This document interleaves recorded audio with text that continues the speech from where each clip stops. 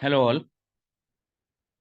इस लेक्चर में हम एक चैप्टर शुरू करते हैं, कॉस्ट। कंसेप्ट ऑफ कॉस्ट ये आपका माइक्रो इकोनॉमिक्स के अंदर सबसे इंपॉर्टेंट चैप्टर्स में से एक है और उसमें से न्यूमेरिकल्स भी काफ़ी आते हैं जो बहुत इजी हैं अगर समझ लें तो ये कॉस्ट का चैप्टर है। इसकी शुरुआत में क्या है, पहले तो हमको डिफाइन करना है कि कॉस्ट क्या होती है।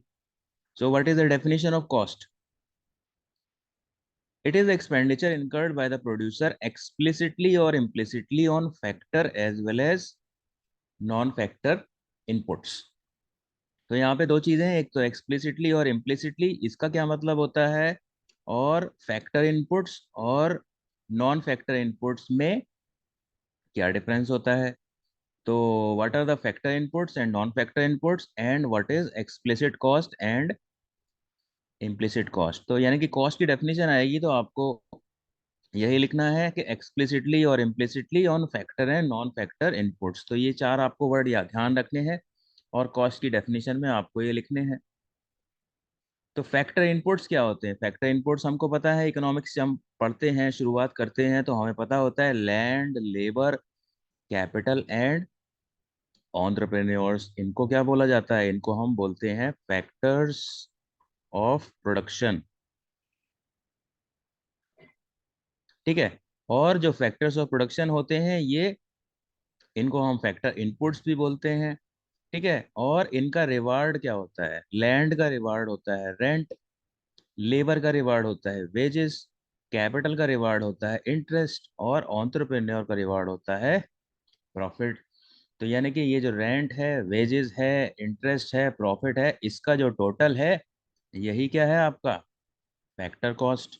यानी कि फैक्टर इनपुट्स पे जो भी पैसा खर्च करता है एक प्रोड्यूसर, उनको फैक्टर कॉस्ट बोला जाता है या फैक्टर पेमेंट बोला जाता है। ठीक है। तो एक तो होता है प्रोड्यूसर, ठीक है, और एक होते हैं हाउस होल्ड्स। और हाउस होल्ड्स क्या होते हैं? इन सब फैक्टर्स ऑफ प्रोडक्शन के मालिक होते हैं। तो प्रोड्यूसर्स ये वाले जो फैक्टर पेमेंट है ये करता है हाउस होल्ड्स को। तो प्रोड्यूसर्स के लिए क्या हो गया, ये हम इसको बोलेंगे फैक्टर पेमेंट बोलेंगे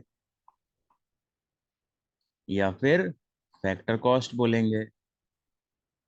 और जिनको मिल रहा है, हाउस होल्ड्स को मिल रहा है, उनको हम, उनके लिए ये चीज क्या है? सेम चीज, यही इनके लिए फैक्टर इनकम है।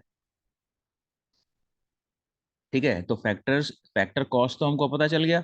फैक्टर इनपुट्स के ऊपर जो कॉस्ट है, rent, interest, wages and profit, इसका टोटल ही फैक्टर कॉस्ट है। अब नॉन फैक्टर इनपुट्स क्या होते हैं? Non factor inputs is the expenditure on non factor cost is the expenditure on non factor inputs. और नॉन फैक्टर इनपुट्स में क्या आता है? रॉ मटेरियल आता है। ठीक है। तो यानी कि एक प्रोड्यूसर क्या करता है? फैक्टर इनपुट्स को और नॉन फैक्टर इनपुट्स को कंबाइन करता है और फिर कोई चीज को प्रोड्यूस करता है, फिर बेचता है। ठीक है। तो नॉन फैक्टर इनपुट्स का सबसे बढ़िया एग्जांपल क्या है? Raw material. और कॉस्ट हमको पता है, कॉस्ट क्या होती है? Factor cost plus non factor cost. Factor cost में हमने चार देख लिया था, चार चीजें देख ली थी, लैंड, लेबर, कैपिटल और एंटरप्रेन्योर को जो मिलता है rent, interest, wages and profit. ठीक है। और नॉन फैक्टर कॉस्ट क्या हो गई? रॉ मटेरियल वगैरह की कॉस्ट हो गई। तो ये आपको बहुत अच्छे से पता होना चाहिए कि फैक्टर इनपुट्स के क्या एग्जाम्पल होते हैं और नॉन फैक्टर इनपुट्स के क्या एग्जाम्पल होते हैं। और एक्सप्लिसिट कॉस्ट क्या होती है, इम्प्लिसिट कॉस्ट क्या होती है? अब देखो, इसको बताने से पहले मैं आपको एक एग्जांपल देता हूँ। सपोज आप मार्केट से रॉ मटेरियल खरीदते हो, रॉ मटेरियल खरीदते हो 10,000 रुपए का। ठीक है। तो 10,000 रुपये आपने बाहर वाले को पे किए। तो जब बाहर वाले को पे किए तो यानी कि एक्सप्लिसिटली, एक्सप्लिसिट का मतलब क्लियरली, इम्प्लिसिटली मतलब थोड़ा सा छुपा हुआ। तो बाहर वाले को एक्चुअल में पेमेंट कर रहे हो तो ये क्या है? आप एक्सप्लिसिटली पे कर रहे हो, एक्सप्लिसिटली पे कर रहे हो। क्लियर? पता है, सबको पता है कि भाई आपने 10,000 रुपये पे किए हैं बाहर वालों को। लेकिन इम्प्लिसिट कॉस्ट क्या होता है? सपोज आपका ओन हाउस है, ठीक है, उसमें आपने क्या किया हुआ है? फैक्ट्री स्टार्ट की हुई है। और अगर उसको आप किराए पे देते तो 5,000 रुपये किराए पे देते, 5,000 रुपये। ठीक है, तो ये 5,000 रुपये क्या हो गई, ये इम्प्लिसिट कॉस्ट हो गई। इम्प्लिसिटली मतलब छुपी हुई। तो यानी कि इम्प्लिसिट कॉस्ट किसकी होती है, अपने खुद के रिसोर्सेज को जब हम यूज करते हैं, ठीक है, उसकी जो कॉस्ट होती है उसको इम्प्लिसिट कॉस्ट बोला जाता है। तो अब देखते हैं इसका डिफरेंस क्या है। Purchasing inputs from the market, देखो अगर मार्केट से इनपुट्स खरीदोगे तो उसका जो पैसा होगा उसको एक्सप्लिसिट कॉस्ट बोलोगे। और यहाँ पे self employed input, self employed मतलब खुद के रिसोर्सेज मैं यूज कर रहा हूँ, उसकी जो कॉस्ट होगी वो एक्चुअल किसी को दूंगा तो नहीं, लेकिन उसकी कॉस्ट तो मैं निकालूंगा। तो उसकी जब कॉस्ट निकालूंगा अंदाजे से, वो जितनी होगी उसको इम्प्लिसिट कॉस्ट बोलेंगे। ठीक है, और यहाँ पे ऑफ कोर्स आप एक्सप्लिसिट कॉस्ट के लिए कैश पेमेंट करोगे तो आपको क्लियरली पता होगा कि कितना हुआ, उसका कितने पैसे आपने पे किए बाहर वालों को।